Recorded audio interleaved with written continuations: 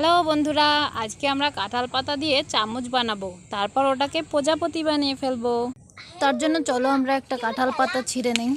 এই যে আমরা একটা পাতা ছিঁড়ে নিয়েছি। এবারে আমরা এটাকে চামচ বানিয়ে নেব, ঠিক আছে? তো প্রথমে তার জন্য এভাবে ভাঁজ করে সুন্দর করে এভাবে একটু টাইট করে দিব, তাহলে আমাদের চামচ তৈরি হয়ে যাবে। দেখো বন্ধুরা, আমাদের চামচ তৈরি। এবারে চলো চামচে করে একটু জল নিয়ে নেই। দেখো চামচে জল নিয়েছি, জলটাকে দেখো এটার মধ্যে ঢেলে দিলাম। দেখেছো চামচটা সুন্দর হয়েছে না বন্ধুরা? এবারে চামচটাকে আমরা প্রজাপতি বানিয়ে ফেলবো। চলো এটার বোটাটা ছিঁড়ে দেই। এটার বোটা ছিঁড়ে ফেলেছি। দেখো আমাদের প্রজাপতি তৈরি। ঠিক আছে, একটু বাঁকা করে দেই ডানাটা। দেখো, এই দেখো প্রজাপতি তৈরি হয়ে গেছে। কেমন লাগছে বন্ধুরা তোমাদের?